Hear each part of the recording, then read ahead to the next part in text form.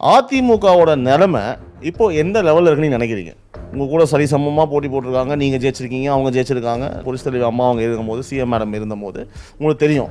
So இப்போ நீங்கள் சொல்லுங்கள், அந்த கட்சியோட நிலைமை இப்போ எப்படி இருக்குது? அந்த கட்சியை நீங்கள் வந்து அடுத்த எலெக்ஷன் உங்களுக்கு போட்டியாக வருமா? எப்படி இருக்கும் ஃபைட்டு? எப்படி நீங்கள் பார்க்குறீங்க? எப்படியாவது திமுக மேலே ஒரு அலிகேஷன் கொண்டு வரணும்னு தேடி தேடி பிடிச்சி ஏதாவது ஒரு குற்றத்தை சொல்லிகிட்டு இருக்காங்க. நீங்கள் சட்டமன்றத்தில் 1/2 மணி நேரம் ஆர்கியூ பண்ணாருன்னு சொன்னீங்க. ஆர்கியூ பண்ணுற அந்த வீடியோலாம் எடுத்து கேட்டு பாருங்கள். எங்கள் தலைவர் எப்படி ரெஸ்பான்ஸ் பண்ணாருன்னு கேளுங்க சார். திரும்ப பதில் சொல்ல முடியாமல் அரைச்சமாகவே சார். அதே போல் உங்கள் மீது ஒரு அலிகேஷன் வந்தது சார் ரீசெண்டாக. அந்த அதிமுக கூட போராட்டம்லாம் பண்ணி ஒரு பெரிய கமோஷன் ஆகினாங்க. ஜாதி ரீதியாக ஏதோ பேசிக்கிறாங்கன்னு சொல்லிட்டு ஏதோ ரெக்கார்டிங்லாம் வந்தது. நடந்தது என்ன சார்? அதை பற்றி நீங்கள் கொஞ்சம் பொங்கல் தொகுப்பு பற்றி பேசுனாங்க சார். அது ஏன் சார் ஆட்சி இல்லாத போது ஒன்று சொல்கிறாங்க, ஆனால் வந்ததுக்கப்புறம் ஏன் அது அந்த தொகையை கொடுக்க முடியல? அதுக்கான காரணங்கள் என்ன? ஏன் அது வந்து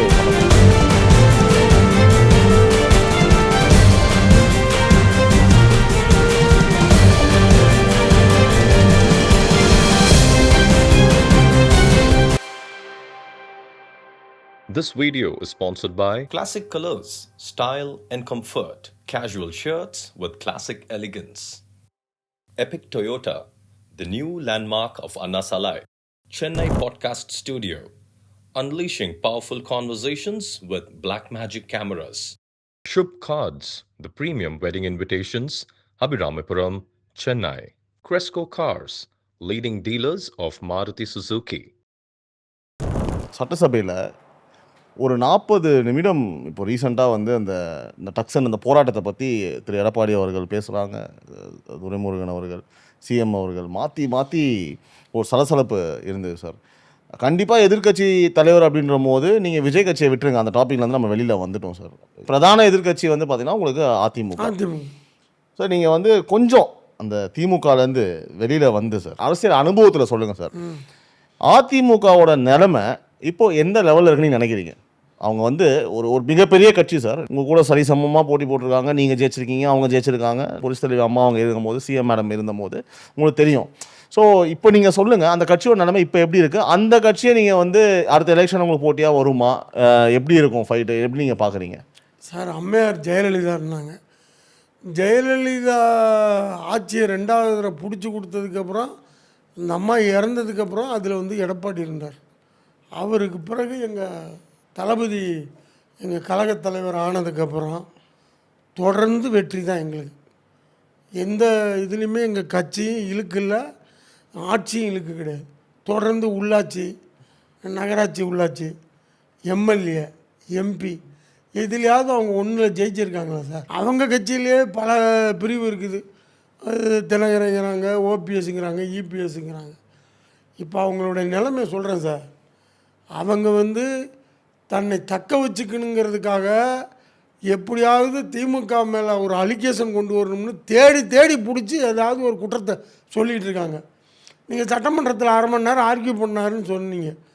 ஆர்கியூ பண்ணுற அந்த வீடியோலாம் எடுத்து கேட்டு பாருங்கள். எங்கள் தலைவர் எப்படி ரெஸ்பான்ஸ் பண்ணாருன்னு கேளுங்க சார். திரும்ப பதில் சொல்ல முடியாமல் அரைச்சமாகவே அரைச்சிக்கிட்டு கிடக்கிறார். திரும்ப ஒரே வார்த்தை சொன்னார். அண்ணா பல்கலைக்கழக பெண்கள் மேட்டரில் சொன்னார். அதுக்கு வந்து தலைவர் சொன்னார். அதுக்கு வந்து உடனடியாக அவர் வந்து திமுகவில் இல்லை, திமுக அனுதாபி, திமுகவில் அவன் பொறுப்புலாம் கிடையாது, அனுதாபி தான், நான் இல்லைன்னு சொல்ல. உடனே அரெஸ்ட் பண்ணி குண்டர் சட்டத்தில் போட்டான் அப்படின்னு சொன்னார். நீங்கள் அதில் பின்னாடி இருக்காங்க அப்படி இப்படின்னு சொன்னார். அதுக்கு அவர் எடப்பாடி சொன்னார், நாங்கள் தான் போய் கோர்ட்டில் போய் இது மாதிரி நீங்கள் சிபிசிஐடிக்கு இந்த கேஸை மாற்றணும்னு சொன்னோம் அப்படின்னு கோர்ட்டில் சொன்னார். நாங்கள் கோர்ட்டில் இருந்து 3 பேர் கொண்ட எஸ்பி போலீஸ் வந்து போட்டு அதை என்கொயரி பண்ணினாங்க. என்கொயரி பண்ணிகிட்டு இருக்காங்க. தெரிஞ்சதுன்னா எங்கள் தலைவர் சொல்கிறார், எங்கள் முதல்வர் சொல்கிறார், உங்களுக்கு தெரிஞ்சதுன்னா அந்த சார் யாருன்னு அவங்கக்கிட்ட போய் சொல்லுங்கள். இது கோர்ட்டில் இருக்கும்போது நாங்கள் அத்துமீறி பேசினா அது தவறாக போயிடும். ஆட்சியில் நாங்கள் எங்கள் வேலையை செஞ்சிகிட்ருக்கோம். எங்களில் வந்து இந்த பெண் வந்து பாதிக்கப்பட்டதில் நாங்கள் மறுப்பெல்லாம் தெரிவிக்கலை. கண்டிப்பாக அது எந்த ஆட்சியாக இருந்தாலும் பாதிக்கப்பட்ட பெண்ணுக்காக நாங்கள் வருத்தப்படுறோம். இது பண்ணுறேன்னு சொல்லிவிட்டு எடப்பாடிக்கு அதுக்கு பதில் சொன்னார். ஆனால் திரும்ப அவர் அரைச்சமாகவே அரைச்சி சார் இங்கே இருக்குது அங்கே இருக்குதுன்னு பேசினார். அப்புறம் தான் எங்கள் தலைவர் பார்த்தார், எங்களை சொல்கிறேன் நாங்கள் திரும்ப பொள்ளாச்சியெல்லாம் எடுக்கணும். பொள்ளாச்சி அந்த புள்ள கம்ப்ளைண்ட் பண்ணது எத்தனை நாள், அது 12 நாளுக்கு அப்புறம் நீங்கள் கேஸ் போட்டு அந்த கேஸு இன்னும் ஒன்று நிலுவையில் இல்லை, தொடர்ந்து நடந்துக்கிட்டு இருக்குது. நீ 4 ஆண்டு கால சிஎம்மாக இருந்தபோது நடந்துகிட்டு இருக்குது, ஒன்றும் கண்டுபிடிக்கலன்னு பேசுனா டென்ஷன் ஆகுறாரு சார். வருவருன்னு கத்துறாரு. டென்ஷன் தெரியுமா அந்த மேட்ரை சொல்கிறாரு. மதுரையில் எல்லாம் வர்றாங்க, அவங்களுக்கு பாதுகாப்பு இல்லை அப்படி இப்படின்னு சொன்னார். எங்கே சொன்னாங்க, சிஎம்மாக இருக்கிற வரலையும் டங்ஸ்டன் நாங்கள் விடமாட்டோம், மறுப்பு தெரிவிச்சிட்ருக்கோம். அதே மாதிரி நிறைய போராட்டத்துல எல்லாம் போலீஸ் அரெஸ்ட் பண்ணுறது அப்படின்னாங்க. உங்கள் எம்பி தம்பித்துறை தான் ஆதரவு கொடுத்துருக்காரு. எங்கள் எம்பிஸ் 40 பேரும் அதுக்கு ஆதரவு கொடுக்கல, எதிர்ப்பு தான் தெரிவிச்சிருக்காங்கன்னு சொன்னான். ஆனால் அவருடைய நோக்கம் என்னன்னா, எடப்பாடி தன்னை தமிழ்நாட்டை நிலைநிறுத்திக்கணும், அலிகேஷன் பண்ணால் தான் நம்ம நிலைநிறுத்த முடியும் அப்படின்னு ஒன்றும் இல்லாத மேட்டரெல்லாம் பூகம்பப்படுத்திகிட்டு இருக்காரு ஒழிஞ்சு, சரியான இதை நீங்கள் சட்டமன்றத்தில், நான் சட்டமன்ற உறுப்பினருங்கிற முறையில் நான் கூட இருந்து பார்க்குறேன். அவங்க ஏடிஎம்க ஃபெல்லோஸ் கரெக்டாக சொல்லவே எந்த கோரிக்கையும் மக்கள் கோரிக்கையெல்லாம் அவங்க இதுவரையிலும் சரியாகவே சொல்கிறது கிடையாது. எங்களை நீங்கள் ஆதரிக்கலைன்னாலும் பரவாயில்ல, ஒவ்வொரு கோரிக்கையும் மக்கள் கோரிக்கையாக இருக்கவும் தானே சட்டமன்றத்தில் அதிமுகவே ஆதரிச்சிக்கிட்டு இருக்குது. தலைவர் வைக்கிற சட்டம்லாம் புதுசு கொண்டு வர்றது எல்லாமே அவங்க எப்படி சார் எங்களுக்கு நாங்கள் தப்பான இருந்தால் எப்படி சார் ஆதரிப்பாங்க? ஆதரிச்சுக்கிட்டு தானே இருக்காங்க. அவங்க தன்னை நிலைநிறுத்திக்கணுங்கிறதுக்காக தான் சார் பேசுகிறாங்க. கட்சியில் எங்களோட ஓட முடியாது சார் அவங்களால, கண்டிப்பாக. Right sir. அதே போல் உங்கள் மீது ஒரு அலிகேஷன் வந்தது சார் ரீசெண்டாக. அந்த அதிமுக கூட போராட்டம்லாம் பண்ணி ஒரு பெரிய கமோஷன் ஆக்கினாங்க. அந்த ஜாதி ரீதியாக ஏதோ பேசிட்டாருன்னு சொல்லிட்டு ஏதோ ரெக்கார்டிங்லாம் வந்தது. நடந்தது என்ன சார்? அதை பற்றி நீங்கள் கொஞ்சம் சொல்லுங்கள் சார். சார் அதெல்லாம் வேணும்னே அரசியல் பழிவாங்க நடவடிக்கை. உண்மையை சொல்ல போனால் சார், அரசியல்னால் போட்டி போடாமல் இருக்கும். எங்கள் கூட இருக்கிறவங்களே போட்டிக்காக அதை உருவாக்குனது சார். ஒரு பெண்ணு பாதிக்கப்படுறாங்க, அது யாருன்னு நம்ம அதை தெளிவுபடுத்தக்கூடாது. ஏன்னா அது பெண்ணை நம்ம இதில் பேட்டியில் சொன்னோம்னா அது தவறாக போயிடும். ஏன்னா அந்த பெண்ணு ஒரு போலீஸ்காரங்களால் இந்த ஆட்சியில் கிடையாது, கடந்த ஆட்சியில் ஒரு பெண் பாதிக்கப்படுது. அவங்க அந்த சுப்பீரியர் ஆஃபீஸர்கிட்டலாம் போய் சொல்கிறாங்க, எடுக்கலை. கடைசியில் அப்போ நான் என்கிட்ட சொல்கிறாங்க. சொன்னோடனே நான் ஃபோனில் கூப்பிட்டு வார்ன் பண்ணி, நீ இந்த மாதிரி ஒரு போலீஸ்காரன் நாட்டை காப்பாற்றுறவன் மக்களை காப்பாற்றுறேன், நீ ஒரு பெண்ணை கெடுக்கிறது சரியாக இருக்காதுன்னு வார்ன் பண்ணுறான் சார். உடனே அவங்க அதை டேப் பண்ணி வச்சுட்டு மிமிக்ரி மாதிரி அதை வேறு மாதிரி பண்ணி, அதில் அப்போ அங்கே டிஎஸ்பி இருந்தார் சார்.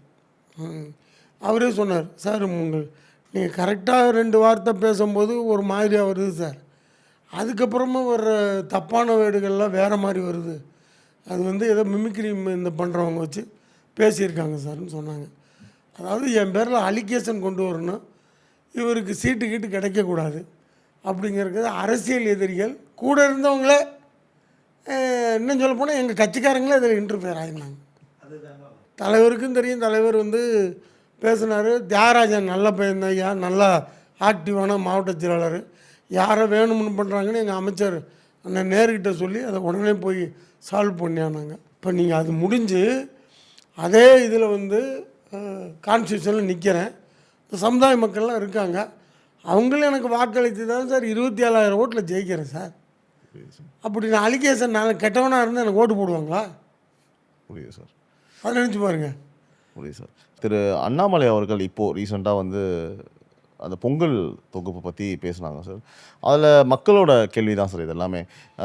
மாண்புமிகு முதல்வர் அவர்கள் அவர் முதல்வராக இல்லாத போது இதே பொங்கல் தொகுப்பு கொடுக்கும்போது பத்தாது, கூட கொடுங்கன்னு சொல்கிறாரு. ஆனால் அவங்க ஆட்சிக்கு வந்த பிறகு அந்த தொகையை கம்மியாக இருக்கும்போது அந்த பொங்கல் தொகுப்பு கம்மியாக இருக்கும்போது இவர் அதை கேட்குறாரு. இது அண்ணாமலைன்றனால அந்த பேரை குறிப்பிடுறேன், யார் கேட்டிருந்தாலும் இது ஒரு காமன் கொஸ்டினாக இருக்கும்.